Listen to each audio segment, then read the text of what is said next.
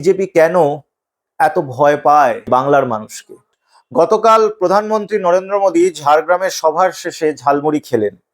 তার যেই বোধোদয় হয়েছে যে বাংলাকে আপন করতে গেলে তার খাদ্যাভ্যাস, তার সংস্কৃতিকে আপন করতে হবে, এটা ভালো লক্ষণ। বাংলা তাকে পাল্টাচ্ছে, পরিবর্তন আনছে তার অন্তরে। কিন্তু কালকে তার এই ঝালমুড়ি খাওয়ার পেছনে তিনি যে নোংরা খেলাটা খেলেছেন, তার থেকে আরেকবার আমরা বুঝতে পারি বিজেপি কেন এত ভয় পায় মানুষকে, বাংলার মানুষকে। কালকে ঝাড়গ্রামে ঝাড়খণ্ডের মুখ্যমন্ত্রী হেমন্ত সোরেনের প্রচার করতে আসার কথা ছিল।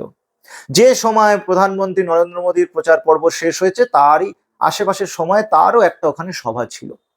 কিন্তু সে সভার শেষে চলে যাওয়ার কথা হলেও সে সেখানে কিছুক্ষণ থেকে যায়, সে ওখানে ঝালমুড়ি খেতে যায়। এবং এর পেছনে যেটা হয়, প্রধানমন্ত্রীর যে প্রোটোকল, পিএম প্রোটোকল, সেই প্রোটোকলে আটকে দেওয়া হয় ঝাড়খণ্ডের মুখ্যমন্ত্রীর হেলিকপ্টার।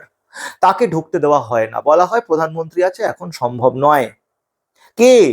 হেমন্ত সোরেন, ঝাড়খণ্ডের মুখ্যমন্ত্রী, সেই রাজ্যের মুখ্যমন্ত্রী যেটা ভারতবর্ষের একমাত্র আদিবাসী প্রধান রাজ্য এবং এক আদিবাসী মুখ্যমন্ত্রী সেখানে, অন্যতম ভারতের আদিবাসী সমাজের প্রতিনিধি। কেন তাকে তারা এত ভয় পায়? এই বিজেপি ঝাড়খণ্ড ভোটের সময় মাসের পর মাস হেমন্ত সোরেনকে জেলে বন্ধ করে ভেবেছিল যে এই রাজ্যটাকে তারা দখল নেবে। তারা বিধানসভায় চেয়েছিল এমএলএ কিনে ঝাড়খণ্ডকে দখল নিতে, তারা সেটাও ব্যর্থ হয়েছে। হেমন্ত সোরেনকে জেলে ঢুকিয়ে ঝাড়খণ্ডের দখল তারা ব্যর্থ হয়েছে।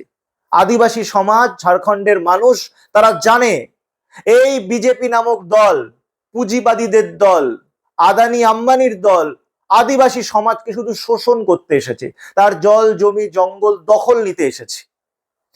একই জিনিস আমাদের পশ্চিমবঙ্গের ভোটের সময় হেমন্ত সোরেন যদি ঝাড়গ্রামে এসে ভোট চাইতো, ঝাড়গ্রামে এসে যদি তার বক্তব্য, তাদের সঙ্গে যে অন্যায়টা হয়েছে ঝাড়খণ্ডে সে কথা বলতো, তাহলে বিজেপি সেখানে যেটুকু ভোট পাওয়ার ছিল সেটাও পেত না। বিজেপি খুব ভালোভাবে জানে তারা ভয় পায়, বাংলার মানুষকে ভয় পায়, আদিবাসী সমাজকে ভয় পায়।